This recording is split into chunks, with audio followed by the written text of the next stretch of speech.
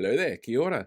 Have you noticed that there seems to be a lot of opinion polls being released lately? I mean, you might not have, they haven't all had the same level of media coverage. Now, when it comes to media coverage, the big one is actually the variant poll because that one was done for a media organization.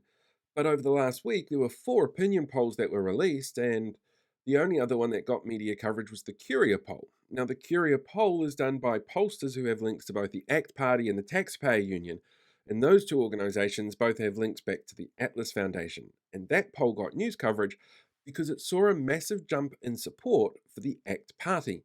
And that's kind of strange. Nobody saw it coming because it doesn't seem to actually be happening, which makes people question the poll and what it was that it was trying to push in terms of creating a narrative in the media. And it managed to do that. But it wasn't the only one of the four opinion polls that saw a massive swing in support for a political party. The Roy Morgan poll saw a massive increase for the Greens, which seems to have come at the cost of the Labour Party. And that kind of makes sense because, from an ideological point of view, they're both left leaning.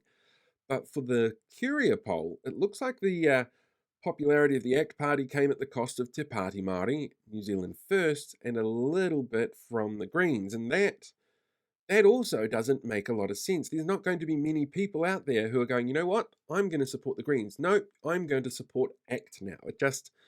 The ideological differences between them are incredibly vast, particularly around something like the Treaty Principles Bill.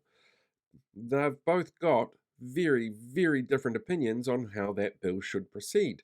And it feels kind of odd, but it allows the media to create a narrative, as well as the pollsters and the parties involved, around just how important they see that particular piece of legislation.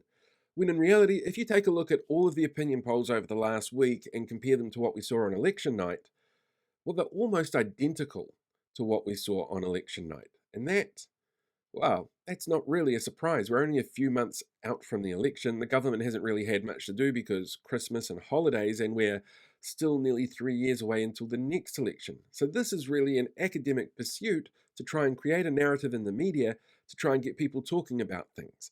And wow, the Curia poll certainly succeeded in doing that, as well as probably making a few people question just how accurate their polling is.